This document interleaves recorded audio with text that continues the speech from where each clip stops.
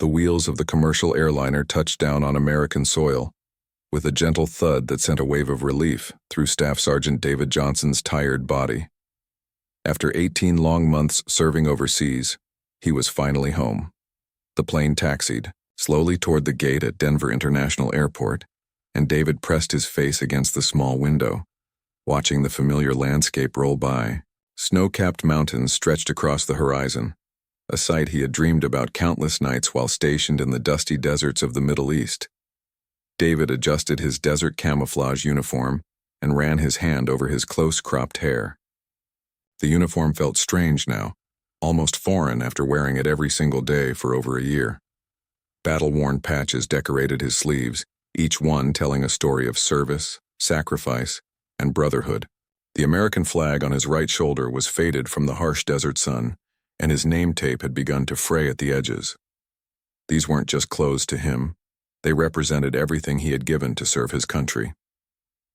As passengers began to shuffle toward the exit, David remained seated for a moment longer. His hands trembled slightly, not from fear, but from pure exhaustion and overwhelming emotion. The past months had been the hardest of his life. He had seen things that would stay with him forever, lost friends who would never make it home, and pushed his body and mind to limits he never knew existed. But through it all, one thing kept him going. The thought of walking through that airport terminal and seeing the faces of the people he loved most. The flight attendant approached him with a warm smile. "Thank you for your service," she said, quietly, placing a gentle hand on his shoulder.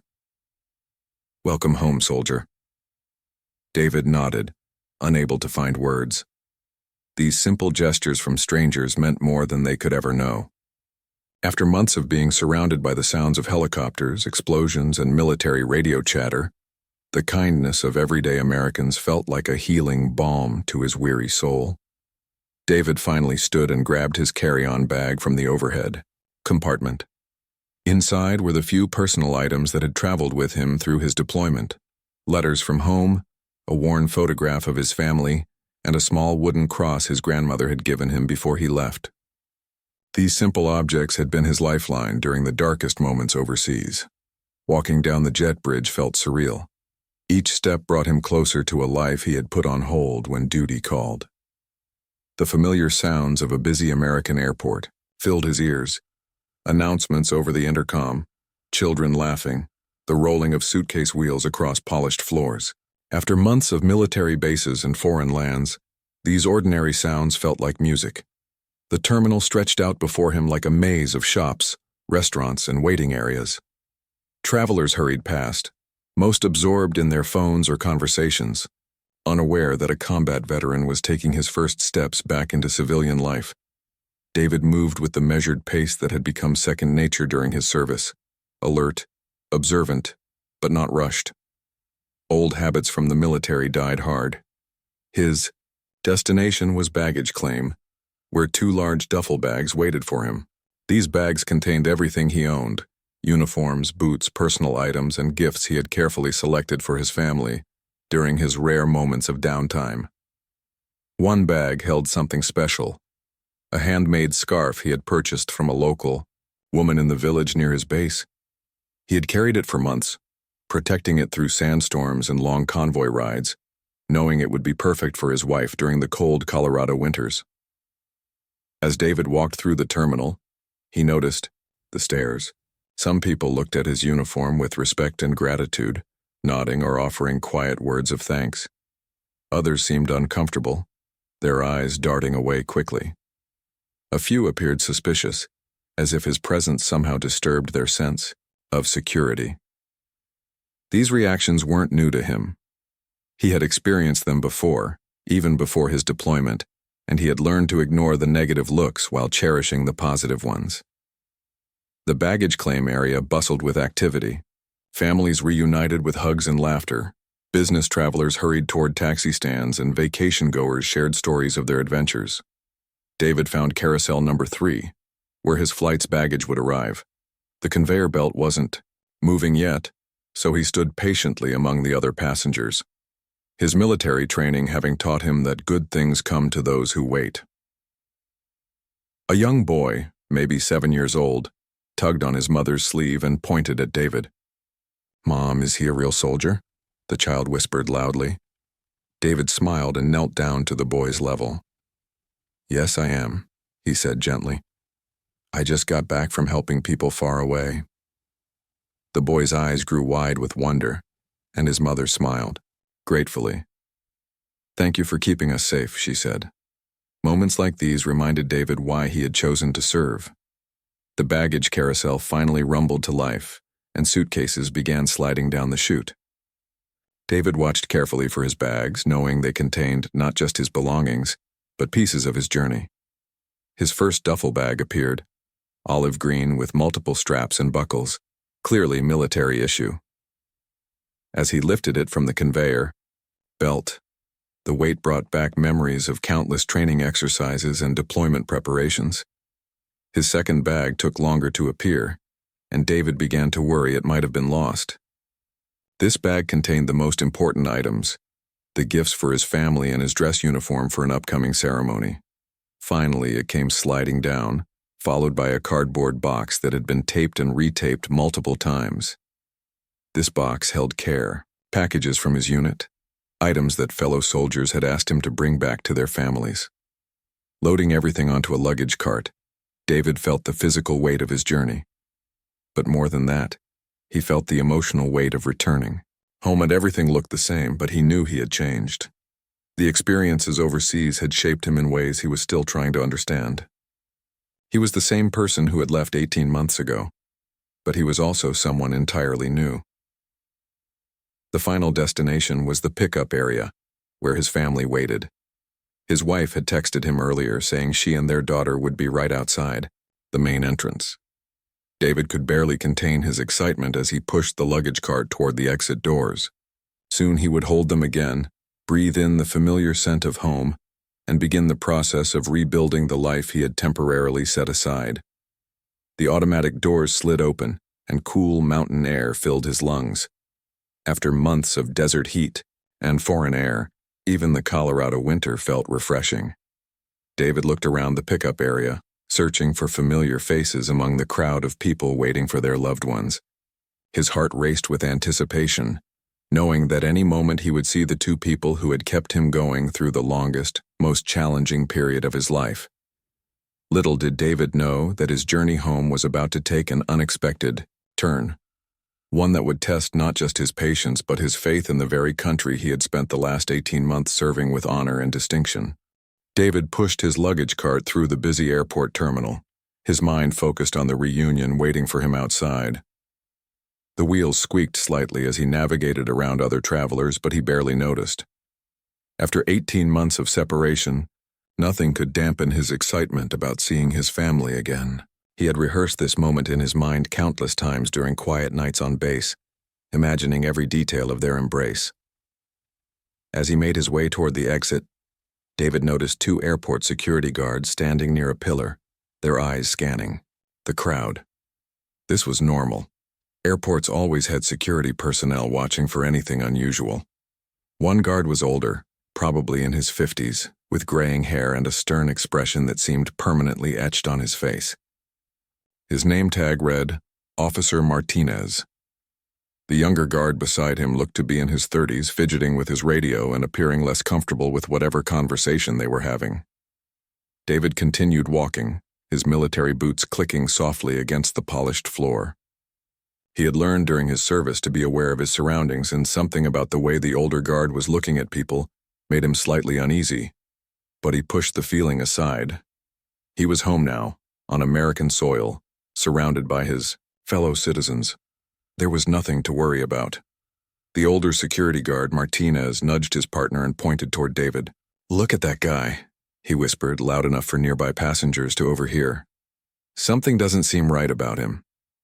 His partner, Officer Chen, glanced over and frowned. "What do you mean? He's wearing a military uniform. Probably just got back from deployment." Martinez shook his head, his expression hardening. "Anyone can buy a uniform online these days. Look how he's walking around acting like he owns the place. And why does he have so much luggage? Could be carrying anything in those bags." Chen looked uncomfortable, shifting his weight from foot to foot. I don't know, Martinez. He looks legitimate to me. Maybe we should just let him be. But Martinez was already moving, his hand resting on his radio. Years of working airport security had made him suspicious of everyone. And something about David's confident stride and multiple bags had triggered his worst instincts. I've been doing this job for 15 years, he muttered to Chen. I know trouble when I see it. David had almost reached the exit doors when he heard heavy footsteps behind him. Excuse me, sir, came a gruff voice. I need to speak with you. David turned around to see Officer Martinez approaching, his face set in an unfriendly expression that immediately put David on guard. Years of military training had taught him to read people quickly, and nothing about this man's body language suggested a friendly conversation. Yes, officer, David replied politely, stopping his luggage cart. Is there something I can help you with? He kept his voice calm and respectful, the way he had been trained to address authority figures. But inside, his heart was starting to beat faster. After months of being in potentially dangerous situations overseas, his instincts were still sharp, and they were telling him this encounter might not go well. Martinez looked David up and down with obvious suspicion. I need to see some identification, he demanded, his tone lacking any trace of courtesy. And I want to know what you're doing here with all this luggage. David blinked in surprise. The request seemed routine enough, but the hostile manner in which it was delivered felt wrong. Still, he had nothing to hide. Of course, David said, reaching into his pocket for his wallet. I just got back from overseas deployment. I'm heading home to see my family. He pulled out his military identification card and handed it to Martinez, who snatched it without a word of thanks.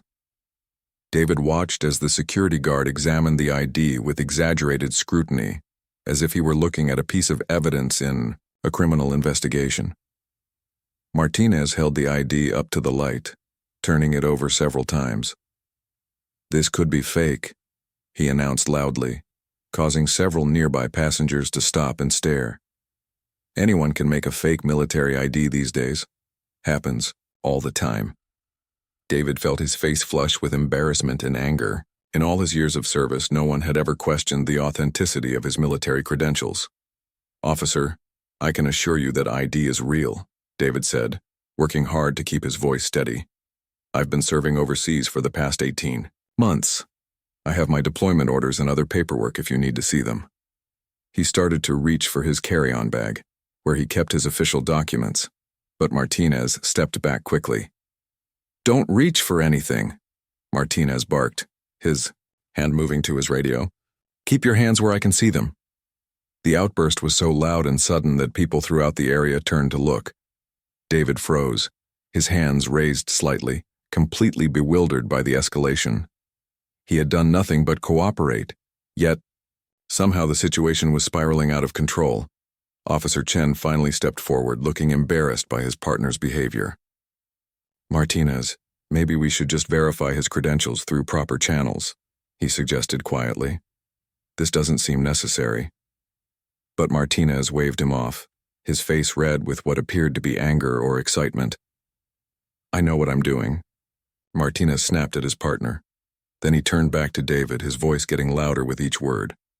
I think you're impersonating a military officer, and I think you're up to something suspicious.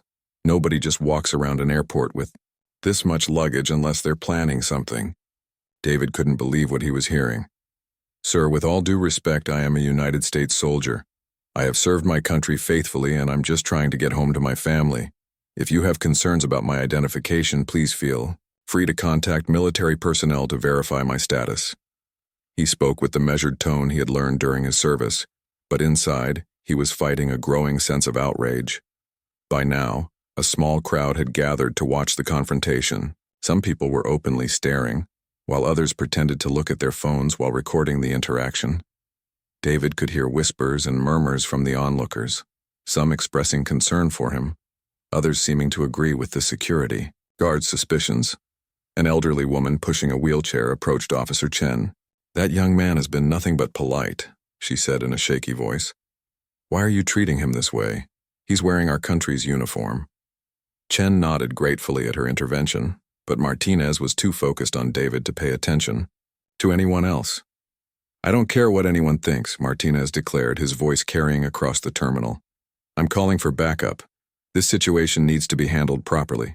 He spoke into his radio, requesting additional security personnel and mentioning something about a suspicious individual impersonating military personnel.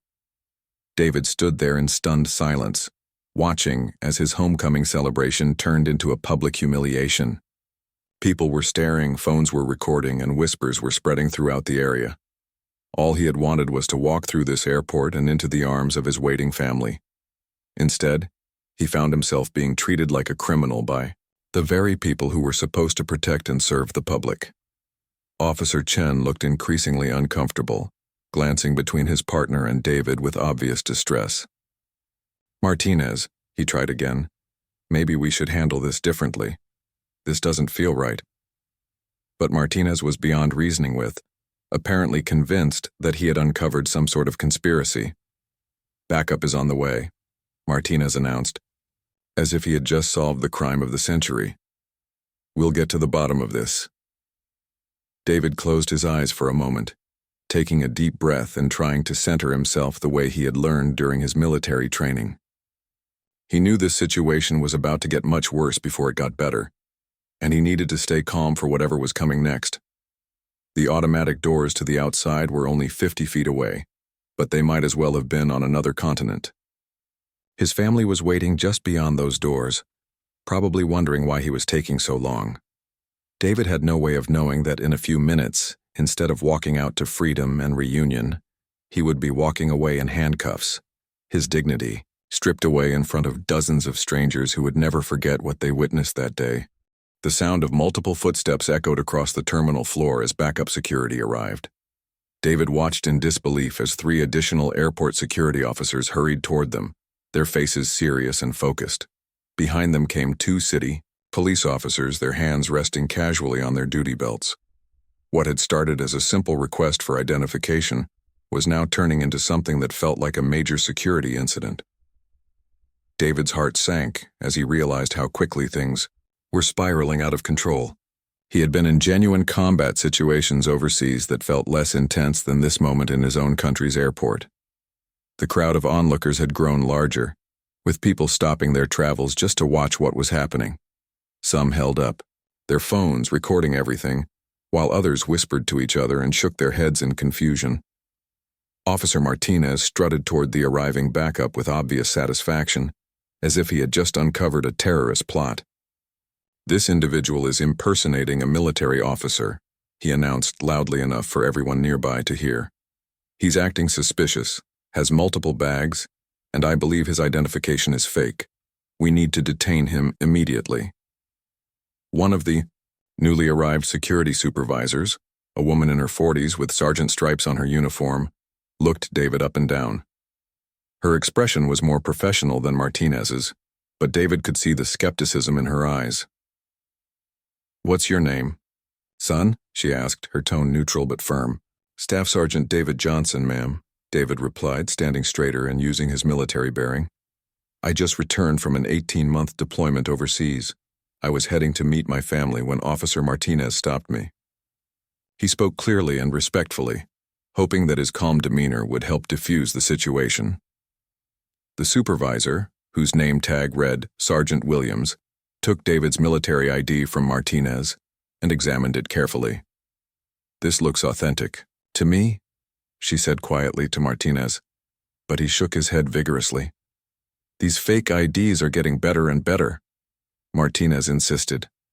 "Look at him. Does he really look like military material to you? I've been working security for 15 years and something about this whole situation screams fake."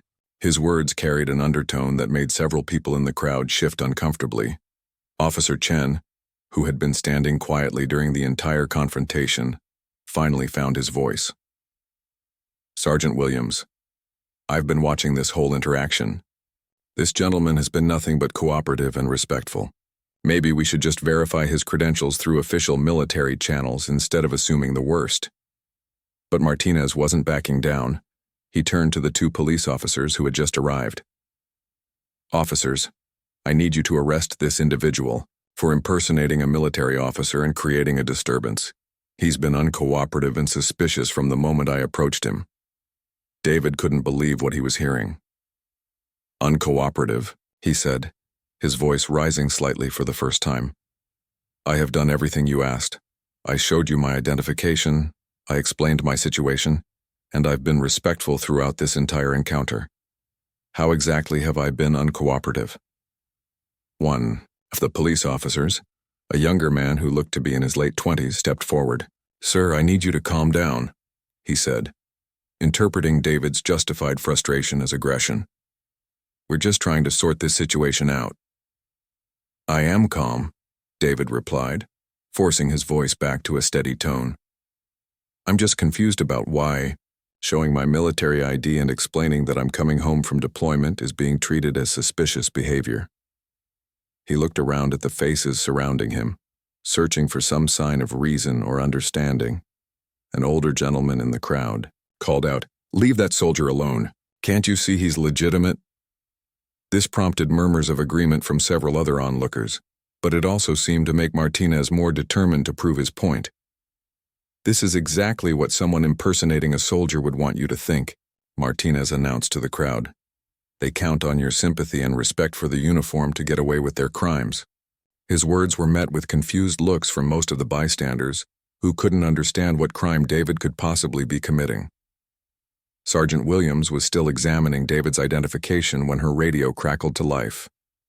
"All units, be advised we have a potential security situation at baggage claim Carousel 3, came the voice from dispatch.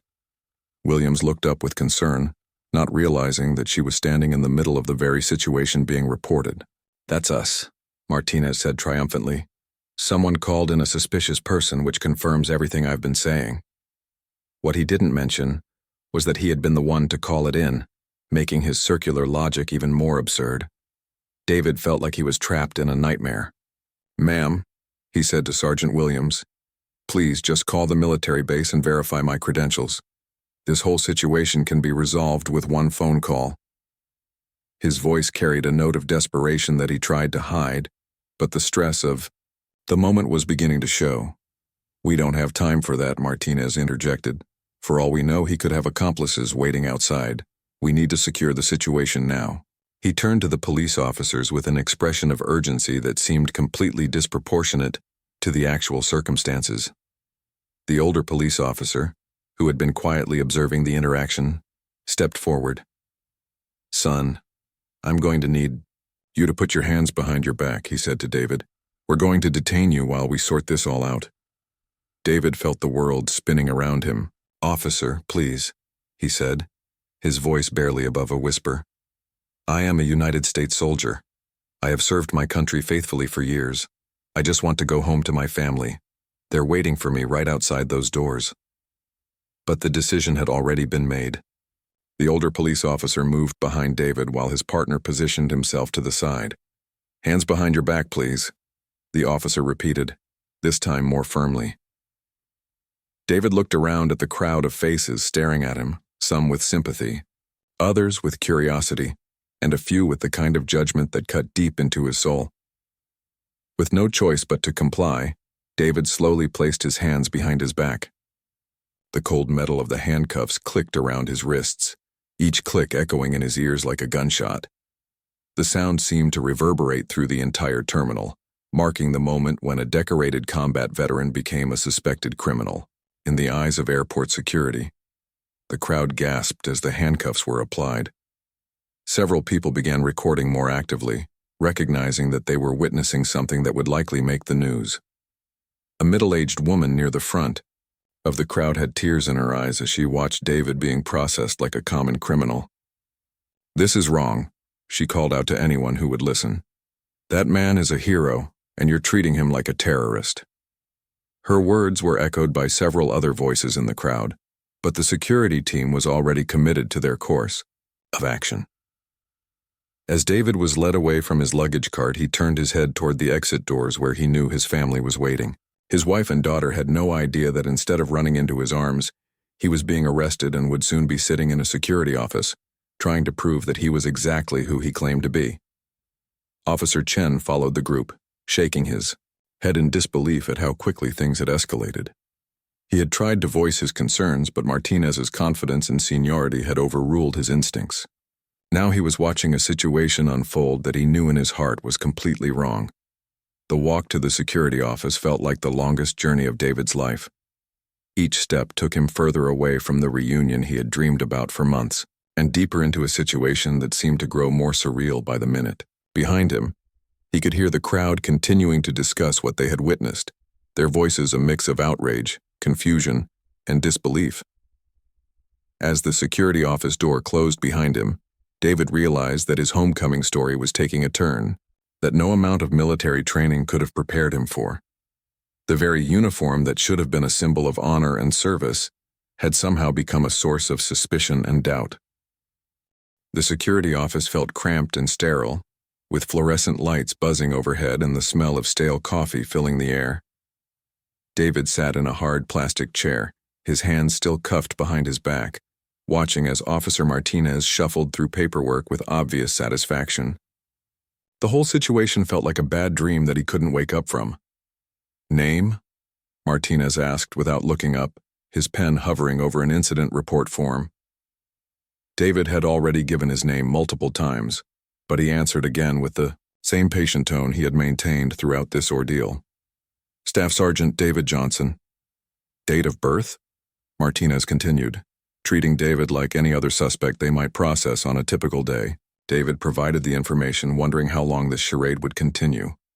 Through the small window in the office door, he could see airport travelers walking by, going about their normal lives while his own life seemed to be falling apart.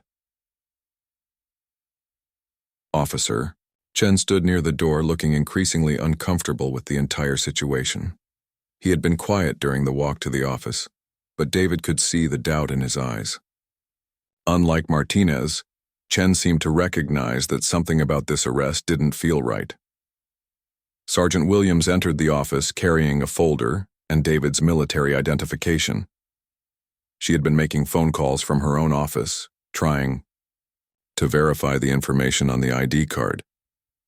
Her expression was serious as she approached Martinez's desk, and David felt a small spark of hope that maybe, finally, someone was going to do their job properly. "Martinez," she said quietly, "I think we need to talk." She glanced at David and then back at Martinez, her tone suggesting that the conversation should happen privately. But Martinez waved her off, too invested in his paperwork to be bothered with interruptions. "Whatever you have to say, you can say it here," Martinez replied without looking up. "I'm in the middle of processing this individual for impersonation of a military officer and creating a public disturbance." He spoke as if David wasn't even in the room, referring to him like an object rather than a person. Sergeant Williams sighed and opened the folder she was carrying. "Martinez, I ran a complete background check on this gentleman's identification and military service record." She paused, looking at David with what appeared to be a mixture of respect and embarrassment. "What I found is quite remarkable." David felt his heart beginning to beat faster. Finally, someone had taken the time to verify his credentials properly. He had been asking for this simple step from the very beginning, but it had taken an arrest and detention to get anyone to actually do their job. Martinez finally looked up from his paperwork, annoyed at being interrupted. "What did you find? That his fake ID is really good?" He chuckled at his own joke, clearly expecting Williams to confirm his suspicions about David being some sort of criminal imposter. Williams opened the folder and began reading from an official military document. "Staff Sergeant David Johnson, United States Army, enlisted 8 years ago, served 2 tours of duty in Afghanistan, 1 in Iraq, and just completed an 18-month deployment in Syria." She looked up at Martinez, whose smug expression was beginning to fade. "That doesn't prove anything," Martinez said, but his voice lacked the confidence it had carried before. "Anyone can make fake military records these days." Even as he said the words, they sounded hollow and desperate, like someone grasping for straws. Officer Chen stepped closer to Williams, genuinely interested in what she had discovered.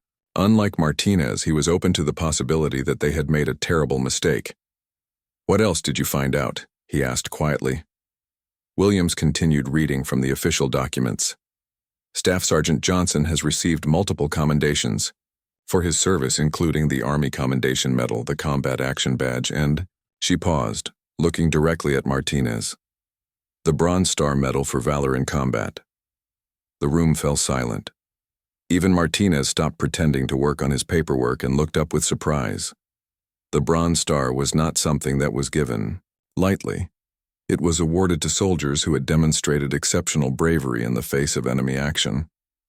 David had never mentioned his decorations because he didn't believe in bragging about his service, but hearing them read aloud brought back memories of the actions that had earned them. "There's more," Williams continued, her voice growing more serious with each revelation. According to these records, Staff Sergeant Johnson was involved in a significant combat action just 4 months ago. His unit came under heavy enemy fire while escorting a convoy of medical supplies to a civilian hospital. When their vehicle was hit by an improvised explosive device, Johnson took command of the situation. David closed his eyes, remembering that day all too clearly. The explosion, the chaos, the screaming of wounded soldiers and civilians. He had acted on instinct and training, doing what needed to be done without thinking about medals or recognition. That's what soldiers did. They took care of each other and protected those who couldn't protect themselves. Williams kept reading from the official report. Staff Sergeant Johnson organized the defense of the convoy, provided medical aid to wounded personnel, and single-handedly held off enemy forces for over 2 hours until reinforcements arrived. His actions directly saved the lives of 12 people, including 3 children who were patients at the hospital. Officer Chen let out a low whistle, looking at David with newfound respect. 12 people, he repeated quietly. Martinez, meanwhile, had gone completely pale, the reality of the situation finally beginning to sink in. This wasn't some random person trying to scam his way through airport security. This was a genuine war hero. But Williams wasn't finished. She turned to another page in the folder, her expression growing even more serious. The most remarkable part of Staff Sergeant Johnson's recent service record is what happened 3 weeks ago. He was personally commended by the Secretary of Defense for his actions in Syria. The ceremony was private, but according to these documents, he was awarded the Silver Star. The Silver Star. David felt a wave of emotion wash over him as he remembered that ceremony. It had been a small gathering at the base, nothing fancy, but it had meant everything to him. Not because of the recognition, but because it represented all the brothers and sisters in arms who had served alongside him, some of whom hadn't made it home. Martinez's hands were visibly shaking now as he stared at the paperwork on his desk. The Silver Star was the 3rd highest military decoration for valor in combat. He had just arrested and handcuffed one of America's most decorated active duty soldiers, treating him like a common criminal in front of hundreds of witnesses. "Officer," Chen walked over to David's chair. "Sir," he said respectfully, "I am deeply sorry for what has happened here today. This should never have occurred." He looked back at Martinez with obvious anger. "We need to remove those handcuffs immediately." Williams nodded in agreement and approached David with the keys. "Staff Sergeant Johnson, on behalf of the entire airport security team, I want to apologize for this inexcusable treatment. What happened here today is completely unacceptable." The handcuffs clicked open, and David rubbed his wrists where the metal had left red marks.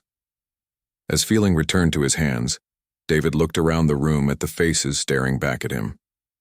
Martinez couldn't meet his eyes. Chen looked ashamed of the entire situation, and Williams appeared to be calculating just how much trouble they were all in. But David felt something unexpected, not anger or desire for revenge, but sadness that this was how his country had welcomed him home.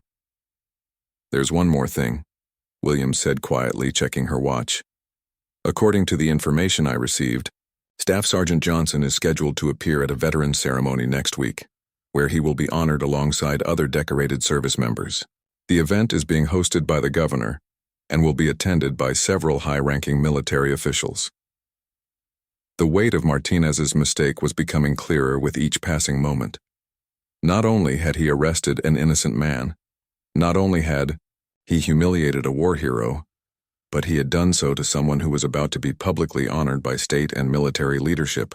The implications for his career and potentially for the entire airport's reputation were staggering.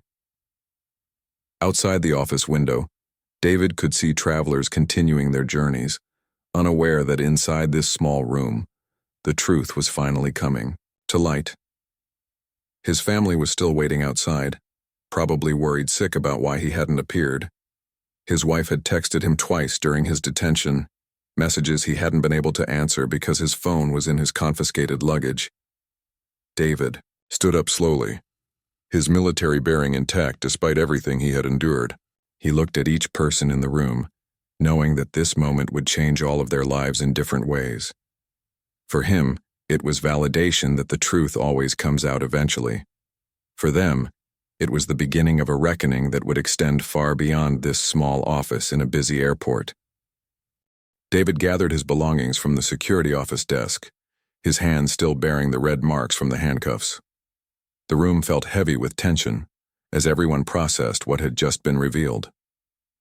Officer Martinez sat slumped in his chair, staring at the paperwork that now seemed to mock his earlier confidence. The incident report he had been so eager to fill out remained unfinished, its empty lines a reminder of how wrong he had been about everything.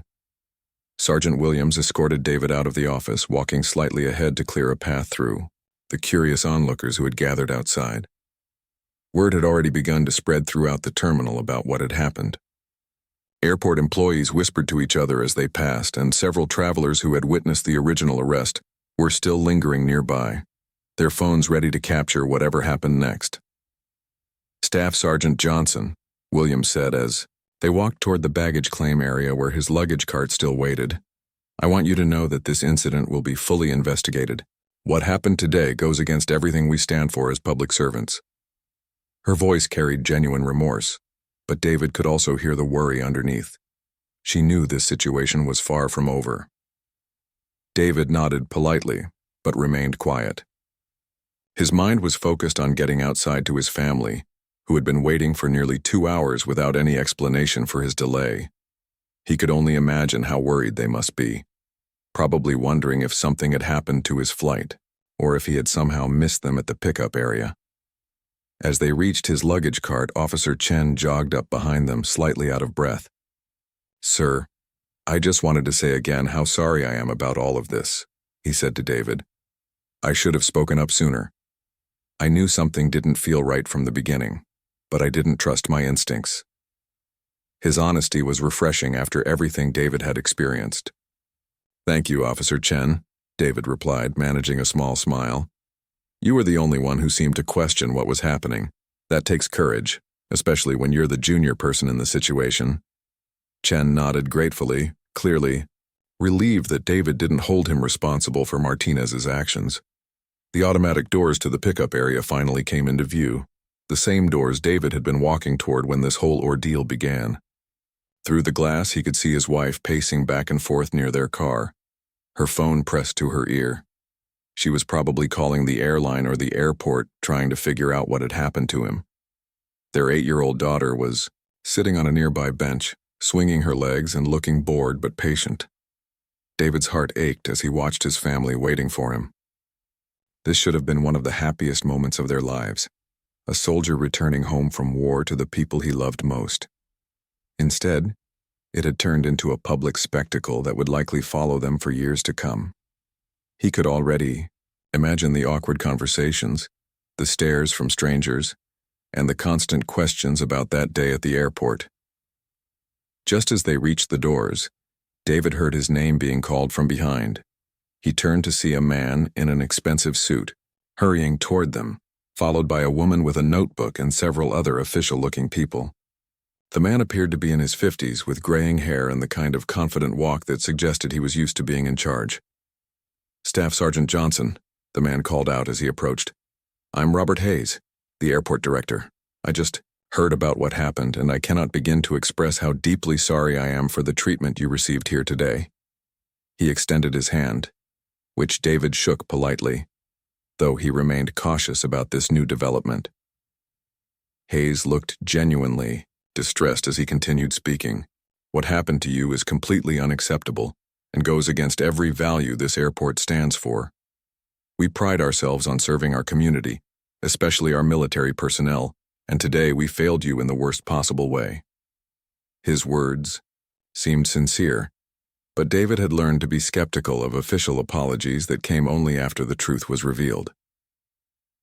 The woman with the notebook stepped forward and introduced herself as the airport's public relations director. Staff Sergeant, we understand that this incident was recorded by several witnesses and is already beginning to circulate on social media. We want to work with you to address this situation appropriately and ensure that justice is served.